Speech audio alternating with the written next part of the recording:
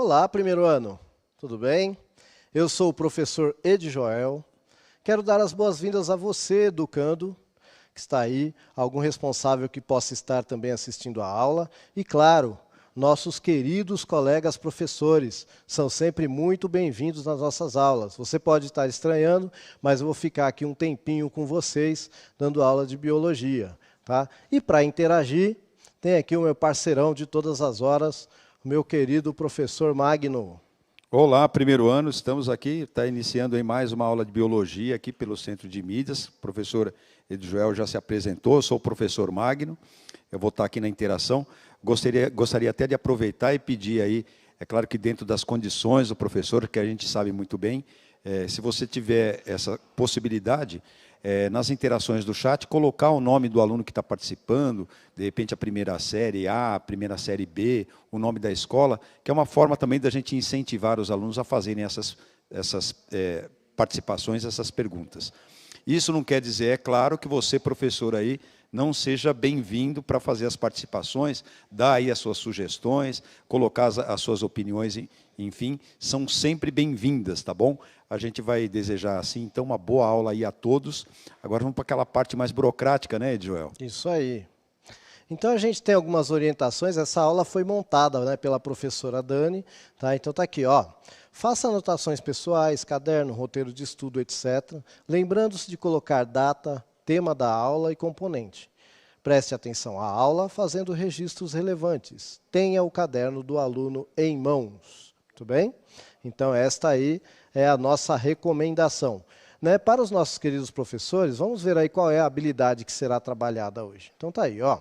Reconhecer práticas sexuais que envolvem riscos de gravidez, identificar diferentes métodos contraceptivos e avaliar sua eficácia e acessibilidade. Qual é o conteúdo? Fisiologia da reprodução humana, métodos contraceptivos, comportamentais, hormonais e de barreira, e as correlações com a fisiologia, vasectomia e laqueadura.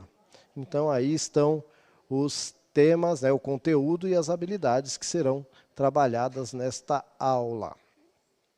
Tudo bem? Isso. Muito bem.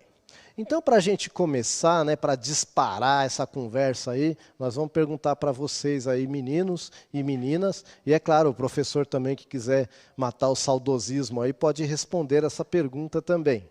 Né? A puberdade é uma época esquisita para todo mundo. E para você, como foi?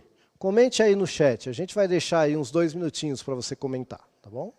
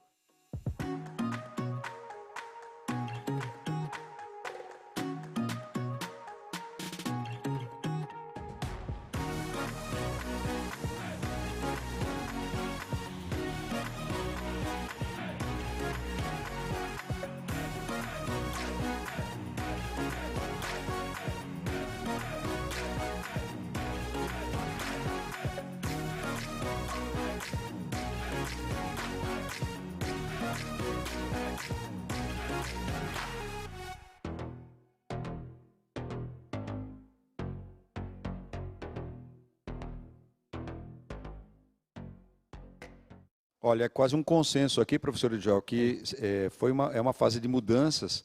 Quem colocou aqui, por exemplo, foi a professora Fernanda, que vai acompanhada aí também da professora Carolina, que colocou assim, para muitos alunos, acredito que também foi. Tem a participação de aluno aqui, ó, Luca Costa, do 1º A, da escola Délcio, disse que foi tranquilo. Tranquilo? Tranquilo. Beleza. Tranquilo. Tranquilão. Então, Por isso tá que bom. eu falo que a biologia não é uma ciência exata, né? Para cada ser vivo acontece de uma forma, né? Então, essa pessoa, ela provavelmente se adapta bem às mudanças e tal, parabéns. Professora Claudineide, por favor, coloque na tela o tema da aula. O tema da aula está aparecendo aqui embaixo no gerador, ó, Fisiologia da Reprodução e Métodos Contraceptivos. Se for habilidade, professora, eu já estou colocando, acabei de recortar e colar, e pode pegar, beleza? Quero dar um abraço aqui também à professora Jane, lá do Costa Guedes, da onde eu sou professor, eu estou afastado para trabalhar aqui no Centro de Mídias, até o comecinho do ano eu estava aí que nem vocês aí, professora Jane era uma parceira lá, eu e o de Joel, desculpa, Opa, né? Estávamos estamos lá aí. com o pé na sala de aula. Eu estava no Wilson Roberto Simonini, que é uma escola que fica lá no Jardim Nazaré, na Leste 2. PEI, né, Joel? PEI lá da Leste 2, nós somos dessas quebradonas aí, com muito orgulho. Muito orgulho, por isso que a gente está aqui fazendo essa parcerada com vocês, sem vocês aqui não tem graça nenhuma.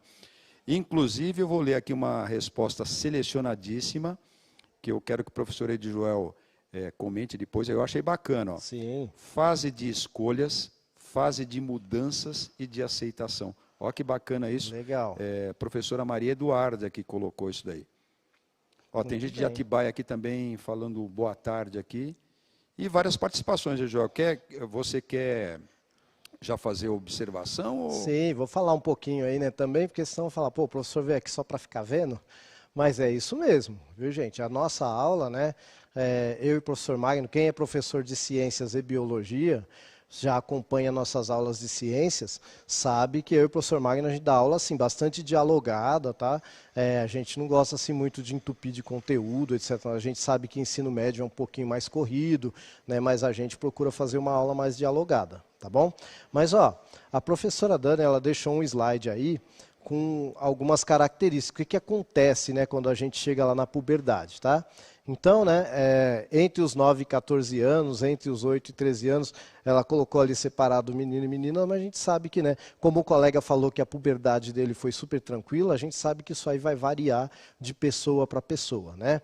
Eu sempre falo assim, que é muito bom estudar biologia, porque basta a gente se observar, né? Nós somos seres vivos. Então, quando a gente observa o que acontece com a gente, o que acontece com o nosso corpo, como a gente reage ao ambiente, né? Pô, isso ajuda a gente a aprender biologia. O contrário também. A biologia ajuda a gente a entender por que a gente tem certas reações em determinados momentos. Então, se a gente voltar ali para a figurinha, a gente vai ver o quê? Vai ter um crescimento mais rápido, é lógico que nos meninos isso vai ser lá para o final da puberdade, né? Nas meninas normalmente é logo no começo, tá bom? Aí vai começar a aparecer os odores nas axilas, né? Que alguns estudiosos dizem que servem até como atrativo sexual, ou serviam quando a gente vivia na natureza, né? Aparecem acnes, né? Os pelos pubianos e ou axilares, ou seja, vão aparecer os pelinhos, né? Mudança na voz, né? Os meninos tendem a ficar com aquela voz estranha, né? Que você não sabe se vai engrossar, se não vai engrossar, não é isso? E o aumento dos testículos. Rachada, né? Isso, né? E aí o cara quer ser cantor, mas não rola, né? Na adolescência não rola. Nem depois que passa. Para alguns nunca, né? Como é meu caso. Para alguns nunca acontece. Mas para outros, depois que passa a adolescência, o cara consegue. Então, crescimento nas meninas vai crescer a mama, né? A glândula mamária, tá bom? Na menina vai acontecer a primeira menstruação, o menino vai ter o aumento dos testículos, né? Bom, por que isso acontece? Lá no hipotálamo, né, que é uma glândula que você vai ter lá no cérebro, ele vai liberar para outra glândula no cérebro, que é a hipófise, ele vai liberar um hormônio, né, o hipotálamo, o GNRH, e este vai então estimular a hipófise a liberar o LH e o FSH. E esses aí que vão estimular os hormônios que vão E também vão estimular a produção de gametas, né? No caso dos meninos, vai começar a produzir espermatozoide. No caso das meninas, elas já nascem com todos os óvulos, né? E aí vai começar a amadurecer esses óvulos para liberar lá durante a menstruação. E esses hormônios, é lógico, que vão causar algumas alterações até comportamentais, né? Por isso que a gente sempre pergunta, como é que foi a sua puberdade? Porque normalmente não é um momento tranquilo da vida, né? Normalmente é um momento meio conturbado, né? A gente é cheio de incertezas, né? Normalmente a gente tende a não gostar do nosso corpo, tende a não gostar da nossa aparência e ao mesmo tempo a gente está começando a se interessar pelo sexo oposto, né? Está começando a se interessar por relacionamento, etc. Então é uma época em que a gente pode também fazer algumas besteiras, então precisa tomar bastante cuidado, certo? Apesar de ser uma fase bonita, né? Não, é uma fase importantíssima. Bonita. Tem gente que fala que não, mas é uma fase muito bonita, Sim. É uma fase de aprendizado. Eu acho que o que falta, em geral, nesse momento, é o diálogo, né? A gente procura as pessoas do diálogo. Posso aproveitar, Joel, Claro, rapidinho sempre, aqui, falar Magno. com o Celso Nunes aqui, mandar um abraço, porque ele está falando assim, nossa, vocês estão aí hoje desde manhã, então não deve estar cansado. Mas ainda a gente vai um pouco mais longe ainda, viu, Celso? Obrigado aí pela preocupação. E mandar um abraço para o pessoal da Escola Estadual Pimentas 7. E já agradecer, né? Porque aqui a gente faz assim, agora que a gente veio para cá, a gente compartilha os alunos com vocês aí, que a gente chama carinhosamente de nossos alunos, né? Sim, porque são sempre. mais alunos de vocês, mas a gente carinhosamente chama de nossos alunos também. Muito bem. Então, assim, a gente está aqui firme na luta. Aqui é educação na veia, né, Magnão? É isso aí. Que a gente está aqui fazendo, e eu acredito que vocês estão aí também, professores. Agora estou falando para vocês, professores, vocês estão aí porque acreditam também, né? Eu acho que ser professor aqui na nossa condição, na nossa situação que estamos vivendo, é de fato acreditar no que a gente está fazendo. Muitas vezes lutando contra tudo e contra todos aí, né? O pessoal criticando e a gente está aqui firme na luta. Eu acho que isso que é o que faz, é o que move, né? O que faz a gente acontecer aí. E desde já agradeço a participação de todos, né? Porque, principalmente dos nossos educandos, aí, dos nossos meninos e meninas, porque eles são a razão da gente estar aqui. Tá? Se vocês não estiverem aí, gente, não tem porquê. Tá bom?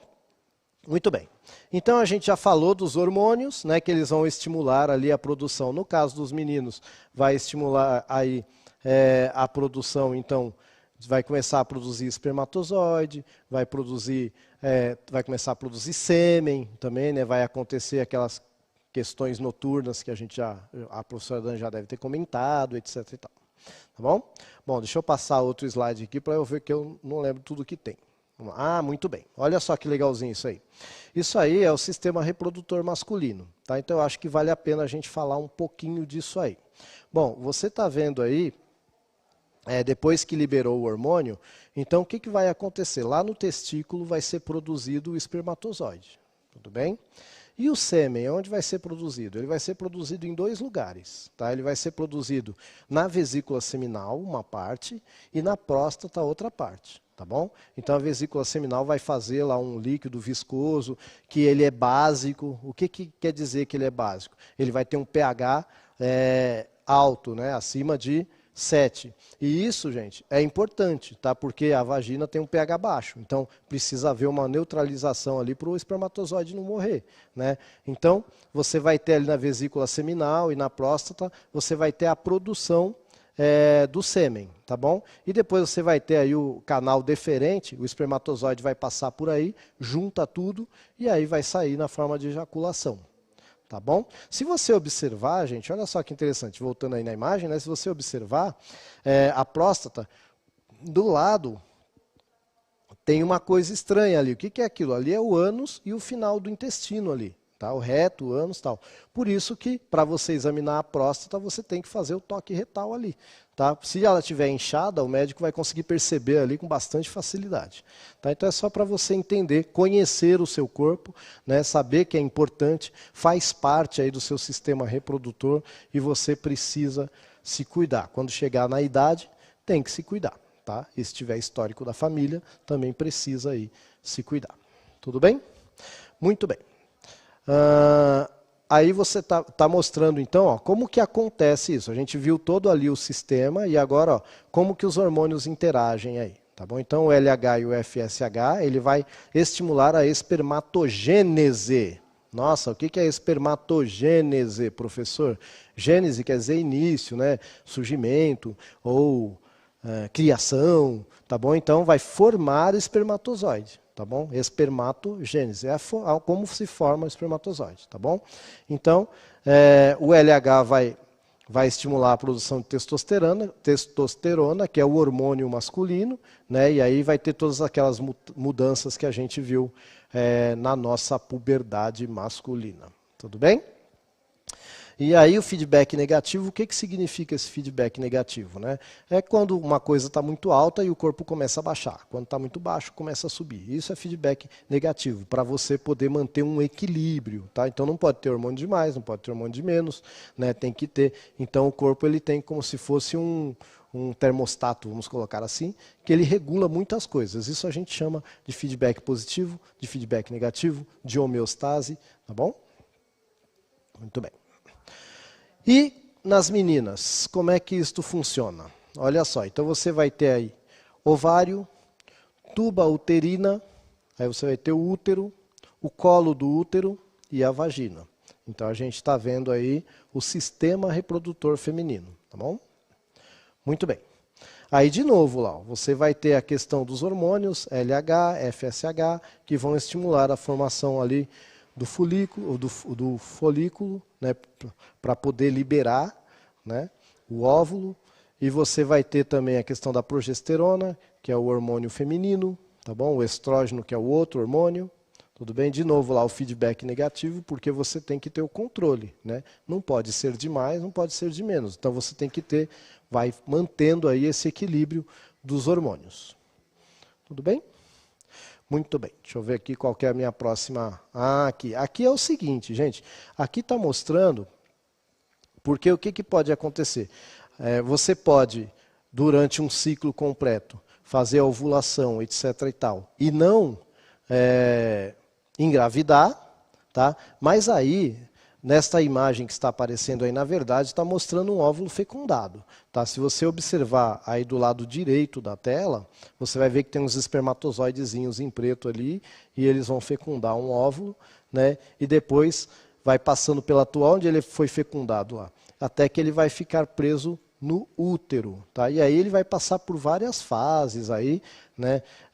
Se não me engano, até a fase de mórula ali, ele vai ser considerado célula-tronco. Tá? O que é célula-tronco? São as células do corpo, assim, ó. Lembra que para formar espermatozoide, pode voltar para a minha imagem, lembra que para formar espermatozoide e para formar óvulo, o nosso corpo faz um processo de divisão celular chamado meiose. Isso para formar óvulo e espermatozoide. Quando vai formar células do corpo, que para crescer ou para se regenerar, ele vai fazer mitose, tá bom? E aí o que vai acontecer? Ali foi um óvulo fecundado. A primeira celulinha ali, que é o óvulo fecundado, a gente vai chamar de zigoto. Ela é 2N e ela vai se dividir por mitose, tá? Até que vai chegar num processinho ali que parece um pouco um cachinho de uva, ou uma amora, né? O pessoal chama de mórula. Tá? Até esse momento aí, todas essas células são células tronco. O que quer dizer célula tronco? Dependendo do estímulo que ela tiver, ela vai se transformar em qualquer parte do corpo humano. Tudo bem? Muito bem. Então isso é uma célula tronco. Tá? A célula tronco embrionária ela vai estar aí neste momento aí. Tá bom? Bom, deixa eu passar aqui o slide para eu ver. Tá. Agora aqui, ó, vai apresentar para você o quê? Como que acontece aí a liberação de hormônio em cada fase do ciclo. Olha aí que interessante. Você tem aí, então, um gráfico, né? Lá em cima está mostrando os hormônios LH e FSH, certo? E aí você vê ali, ó, em cada fase, quando ele está baixinho, de repente lá no 14º dia ele vai ter um pico, né, o LH, o FSH um pouquinho depois, tá bom? Isso os hormônios que saem lá da hipófise, né? E isso vai gerar lá no hormônio ovariano também, ó. Olha lá, tá vendo? Um pouquinho antes você vai ter um pico de estrogênio ou estrógeno e depois, né, do 14º dia você vai ter um pico de progesterona, tá? E aí, como é que está acontecendo lá no folículo do útero, né? Para ver, no caso aí, a ovulação. E por último, gente, é o endométrio. O que é o endométrio? É a parte que encobre o útero, tá? Então é o tecido ali do útero que, quando dá menstruação, o que acontece com esse tecido? Ele vai escamar, vai embora. Tá? Isso que é a menstruação. Se não houve a gravidez, você imagina que você vai plantar uma semente num terreno. Então o que você faz? Você prepara o terreno, deixa ele fértil, bonitinho. Tal. Então é mais ou menos o que acontece com o útero. Tá? Então ele vai preparando o terreno ali para a sementinha que vai ser o zigoto. Se essa sementinha não vem, ele joga tudo fora na menstruação. Inclusive vai junto também o óvulo não fecundado. Tá? É assim que acontece. Tudo bem até aí? Muito bem. Quanta coisa, né, para falar. Bom, agora é o seguinte. A gente vai começar a falar então de métodos de contracepção ou métodos contraceptivos. O que são os métodos contraceptivos? Tá? São os métodos que vão evitar que a gravidez ocorra. Tudo bem? Então, ó, de acordo aí com o slide, existem muitos métodos contraceptivos, né? Para saber qual é o mais adequado, é importante buscar orientação qualificada e, quando necessário, consultar um especialista. Tá bom? Então, por que será que a professora colocou esses adesivinhos aí, né? Então, ó, tem gente que pensa, é importante. Já tem gente que pensa, é só dessa vez, vai dar tudo certo. E tem gente que pensa, não vai acontecer comigo. É o que a gente chama de pensamento mágico, né? Acontece com os outros, comigo não, né? Então, cuidado, tá, gente, com esse pensamento, né? A gente pensa assim até que acontece com a gente, tá? Então, cuidado. Muito bem. Então, ó, deixa eu ver o que é isso aqui. Contracepção pelo mundo. Então, o que acontece aí? Né? Pesquisando 14 mil pessoas em 35 países, as pessoas conhecem alguém que engravidou sem planejamento, já tiveram relação com um novo parceiro sem usar método contraceptivo. Então, e o que eles usam aí para evitar a gravidez? Indesejada, não planejada, vamos colocar assim, né? Então vamos lá, ó. Camisinha 74%, pílula 36%, outros 22%, coito interrompido, que será isso, hein? 22% e nenhum 11%. Gente, eu tenho medo do outros e do coito interrompido aí, tá? E do nenhum, é claro, né? Porque outros pode ser qualquer coisa, né? Coito interrompido, gente, é aquilo, cara, antes de eu chegar lá, eu saio, né? Mas só que a gente tem que lembrar, gente, que o nosso sistema ali reprodutor, né, quando a gente está ali naquele bem bom do namoro e tal, ele vai se lubrificando, tanto o pênis quanto a vagina. E essa lubrificação, no caso do homem, já tem espermatozoide. Tá? Então, olha o risco aí. Será que o coito interrompido funciona? Eu não sei não. Tá? Eu ficaria em dúvida. Bom, e aí a gente vai tentar discutir aí qual que é a diferença entre eles, a eficácia, duração, funcionamento, acesso, tipos principais. Quais são? Hormonais e de barreira. Então, hormonal, o nome já diz, é químico. E de barreira, ele vai tentar impedir que o espermatozoide encontre o óvulo. Ele vai criar uma barreira. Vocês conhecem algum que cria uma barreira aí? Eu tenho um em mente aqui, facinho. Tá bom? Então, vamos continuar aqui. Muito bem. Então, ó, um vai ser a forma sintética de hormônio feminino, estrogênio e progesterona, tá?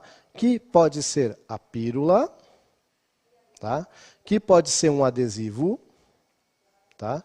Que pode ser o contraceptivo de emergência, que o pessoal chama de pílula do dia seguinte, né? Aí tem o anel vaginal e tem implante contraceptivo, tá? E tem o adesivo ali, né? Então, gente, mas basicamente eles vão ser aí, a base deles vai ser os dois hormônios aí, o estrógeno e a progesterona, tá bom? E aí, antes de eu falar como é que isso age no organismo, eu quero saber se você sabe, tá? Então, ó, como você acha que funciona a pílula anticoncepcional? A gente vai dar 3 minutinhos aí para você responder.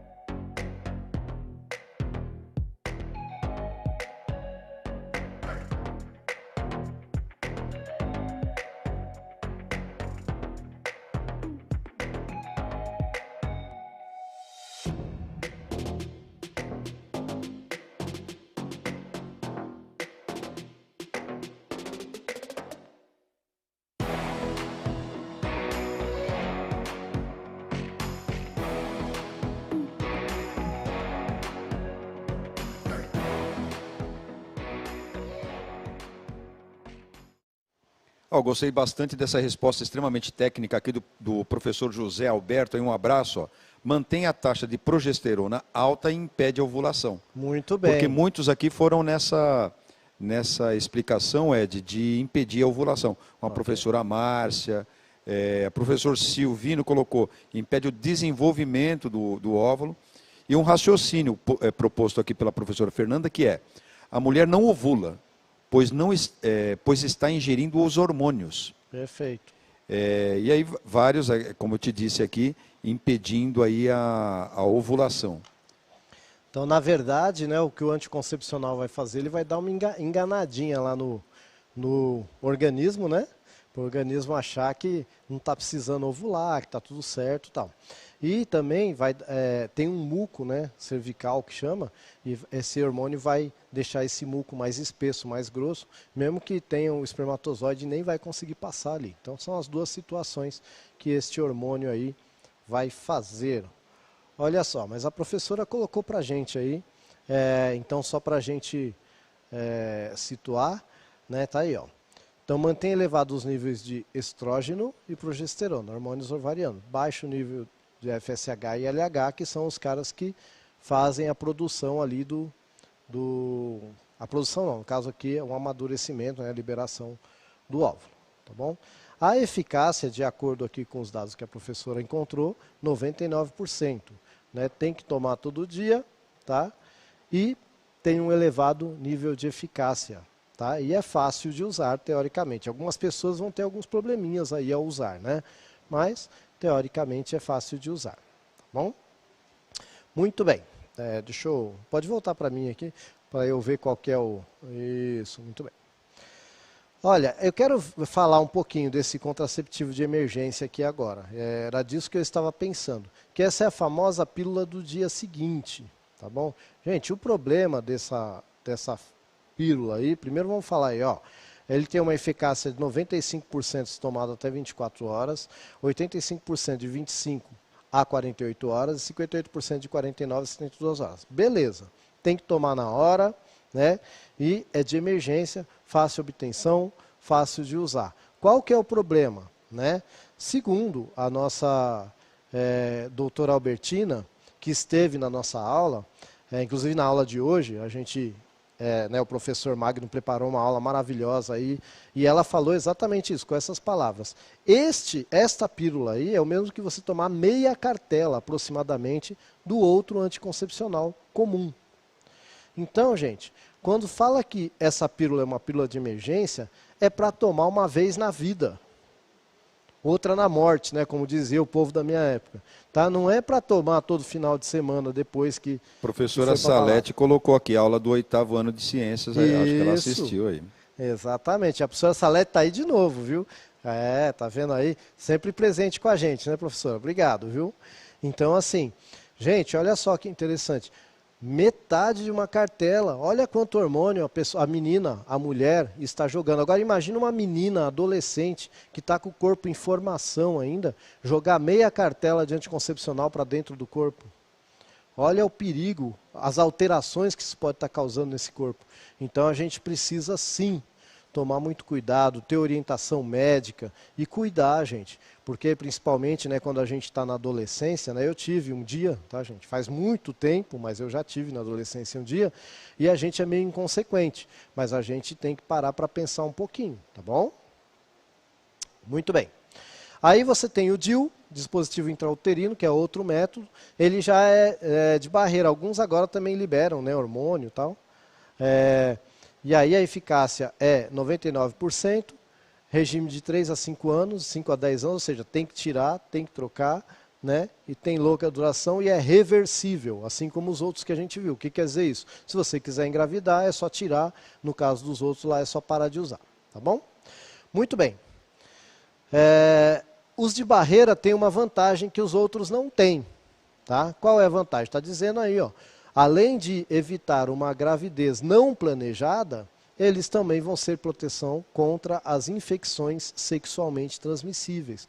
Tá? Se eu tomar pílula, eu estou correndo o risco de pegar doença sexualmente transmissível, infecção sexualmente transmissível. Já os de barreira aí, ó, eles vão impedir, né, o contato com sêmen, com espermatozoide, etc. e tal. Tá? É lógico que o mais conhecido, o mais popular, né, e talvez o mais barato que você encontra na porta do trem, que você encontra na porta do posto de saúde, é só você ir lá e pegar, é o preservativo masculino, né, a camisinha. Tá? Mas você encontra também no posto de saúde para pegar a camisinha feminina. Tá? Eu já fui no posto de saúde e vi lá que tem a caixinha da camisinha masculina e tem a caixinha da camisinha feminina. Tá bom? Já o diafragma, os outros, eu acredito que seja menos comum. Né? Mas todos eles aí vão criar uma barreira, né, que impede que o espermatozoide tenha contato com o óvulo. Tá bom? E aí você tem esses métodos aí que são mais comportamentais, etc., e são pouco confiáveis. Um é o coito interrompido, que eu já falei, que é você para o ato sexual antes da ejaculação, mas antes da ejaculação você já pode estar liberando espermatozoide, então você tem que tomar cuidado com isso, não é recomendado, além de você não estar protegendo contra nenhuma infecção sexualmente transmissível. E você tem aí a tabelinha, né, que para funcionar a mulher tem que ser muito regular. Ela sempre, depois de 28 dias, ela tem a menstruação segue o seu período normal, tá? Então não são recomendados. Agora, tem gente que faz e dá certo, e tem gente que faz e não dá certo. E aí não dá certo quer dizer o quê? Que você está trazendo uma vida para este mundo, tá bom? Isso que quer dizer não dá certo. E aí você tem o método contraceptivo permanente, né? Você tem a laqueadura, né, que o pessoal chama de ligar as trompas, né, Magno? Que é você prender ali a passagem do óvulo, tá bom? O óvulo não consegue passar, então o espermatozoide não vai chegar lá. E você tem a vasectomia, que você faz a mesma coisa, onde deveria passar o espermatozoide, você corta ali e o espermatozoide não vai conseguir mais passar. Tá bom? Então esses são os métodos contraceptivos. Muito bem. E agora eu quero saber aí, ó, vou dar 2 minutos para vocês dizerem o seguinte. Quais seriam os métodos mais eficazes para prevenir a gravidez e quais poderiam ser usados em conjunto para ampliar essa eficácia? 2 minutinhos.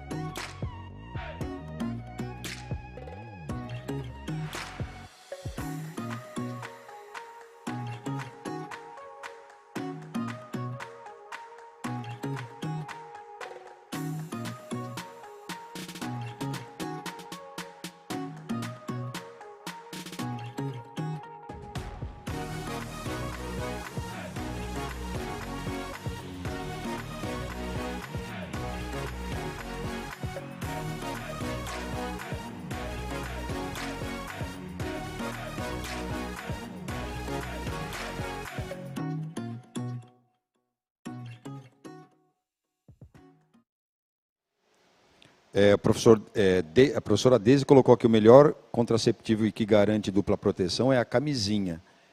Eu diria que se a gente usar a camisinha e um outro método auxiliar, usando 2, né, segundo o Edjoel lembrou aqui, a doutora Albertina deu alguns toques aqui a respeito disso, aí a gente tem um alcance maior de que não ocorra a gravidez, né?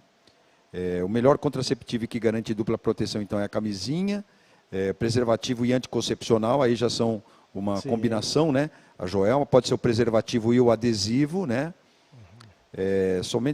Somente gravidez temos camisinha, anticoncepcional, tampão, entre outros. A gente pode, acho que ela quis dizer, a professora Adélia, que a gente pode mesclar esse uso. O uso de preservativo masculino e feminino, acho que não pode, né? Não pode. Vai dar um atrito aí. Acho que pode ser alternado. Acho que professor, Sim. desculpe, acho que o professor colocou que pode ser alternado, tá, professora Maria? Professor, infelizmente, estamos chegando no fim do final. Vamos ter que encerrar, né? Mas colocaram aqui, é bem notório aqui o preservativo, Ed. Olha. Ó, tem uma tabelinha rapidinho para a gente ver aí, ó. Então tá aí. Camisinha, tanto para IST como gravidez, 98%. Né? A camisinha tanto masculina como feminina, a feminina 95%, DIU 99% para gravidez, mas nada de IST. Né? Da camisinha para baixo é só para evitar a gravidez não desejada. Então, ó, conhecemos a fisiologia da reprodução humana, identificamos diferentes métodos contraceptivos, compreendemos sua atuação no corpo, reconhecemos quais métodos são mais eficazes para prevenir uma gravidez e quais previnem também contra as ISTs.